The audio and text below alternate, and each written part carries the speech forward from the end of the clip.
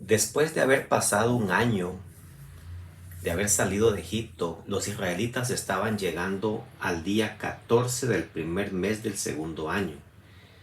Y entonces Dios los instruyó para que pudiesen hacer los preparativos para celebrar la segunda Pascua que conmemoraba su liberación de la esclavitud egipcia. Esta Pascua se celebraría allí en el monte Sinaí, estando ya libres de su esclavitud. Pero la Pascua había de ser tanto conmemorativa como también simbólica. No solo conmemoraba la liberación de Israel de su esclavitud en Egipto, sino que también apuntaba a una liberación más grande que Cristo habría de hacer para libertar a su pueblo de la servidumbre del pecado, para libertarnos a nosotros de la servidumbre del enemigo. El cordero del sacrificio representaba a Jesús, el cordero que quitaría el pecado del mundo, en quien radica la única esperanza de salvación.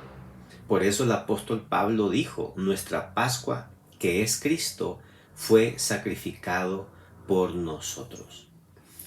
Pero hubo unos que tenían un obstáculo al momento de hacer la Pascua. Dice el verso 6 que estos estaban inmundos por causa de haber tocado un cadáver. No se dice si este cadáver era de índole animal o de un ser querido. Moisés no tenía una solución, pues este era un caso nuevo. Sin embargo, lo que hizo fue consultar a Dios, dice el verso 8. Y Dios le respondió dándole una solución muy humana. Cualquiera que tuviese un impedimento tenía la oportunidad de celebrar la Pascua un mes después. Notemos que Moisés no manejaba todas las cosas, todos los temas. Se encontraba a veces con situaciones en las que no tenía un así dice Jehová. Sin embargo, tampoco se aventuraba a inventar o crear una salida por impulso, sino que él consultaba a Dios. No olvidemos quién era Moisés. Moisés era una persona que tenía el don de profecía. Era una persona grande para Israel. Sin embargo, él respetaba en este caso las decisiones de Dios, la voz y la palabra de Dios. Y debemos nosotros aprender a ser así como Moisés, sumisos a Dios, pedir en oración la solución a cualquier situación de la cual nosotros nos enfrentamos y que no sabemos cómo darle una solución. En la Biblia tenemos ejemplos de personas que tristemente no consultaron a Dios.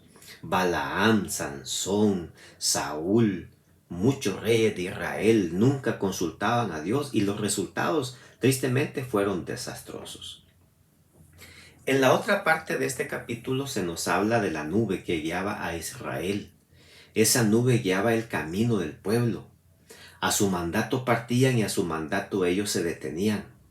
Dice los versos 18 al 20 que todos los días que la nube estaba sobre el tabernáculo permanecían ellos acampando. Cuando la nube se detenía sobre el tabernáculo muchos días, entonces los israelitas guardaban la ordenanza de Jehová y no partían. Y cuando la nube estaba sobre el tabernáculo pocos días, al mandato de Jehová acampaban. Y al mandato de Jehová también partían. Hay tres cosas importantes en estos versos. En primer lugar, debemos aprender a vivir al mandato de Jehová, un término que aparece 6 veces acá en el capítulo. Seguir las ordenanzas de Dios es vital para el éxito de la vida. Sin embargo, lo más fácil y lo más sencillo es seguir el impulso humano. Y eso es lo que tristemente hace que nosotros terminemos en dificultades.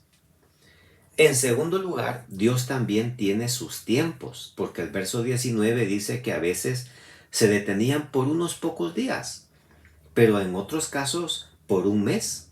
Y en el caso de estar en el monte Sinaí, no olvidemos que estuvieron un año. Esto nos habla de aprender a caminar según los tiempos del Señor. No podemos apresurarnos, tampoco podemos atrasarnos a los planes de Dios.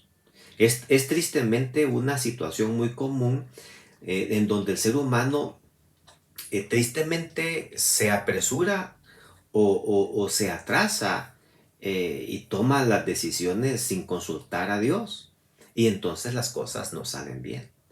En tercer lugar, vemos que los caminos de Dios muchas veces son extraños. A veces la nube no se iba por el camino más corto o por el camino más plano. A veces la ruta era la más larga y el camino el más escabroso y el más escarpado.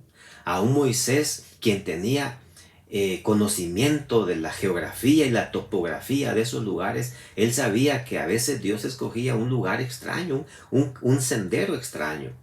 Pero él también entendía que Dios tenía su manera de conducir a su pueblo y de cierto modo era una manera de disciplinar también al pueblo, a que el pueblo ejerciera fe.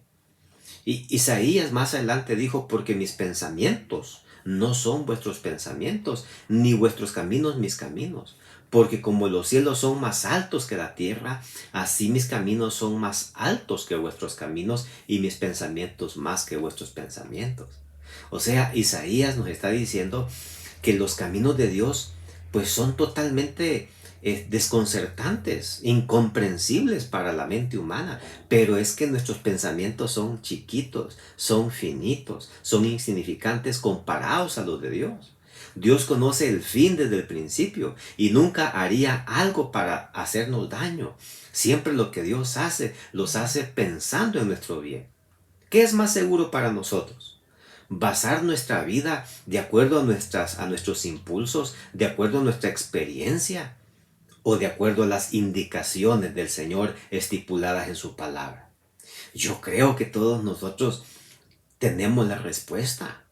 Aunque cuesta, aunque sabemos que es difícil, lo mejor en este caso es seguir las indicaciones de Dios en su palabra.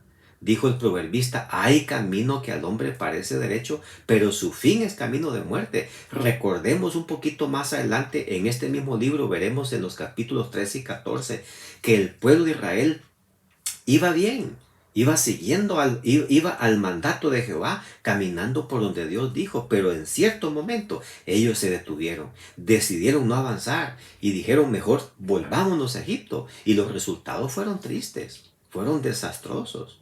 Entonces aquí nos podemos dar cuenta que lo mejor para todo hijo de Dios, para todo cristiano es confiar en la palabra de Dios. Dios nunca hace algo que sea para nuestro daño, en detrimento nuestro. No, Dios todo lo que hace, lo hace pensando con todo amor, con todo cariño, lo hace pensando en nosotros. Confiemos en nuestro Dios. Él es nosotros somos como un bebé y Él es ese Padre que nos toma la mano y nos guía por un camino donde Él sabe que es el mejor para poder llegar felices y con éxito y con victoria hasta el lugar donde Él nos está finalmente conduciendo. Que Dios nos bendiga y que pases un hermoso día.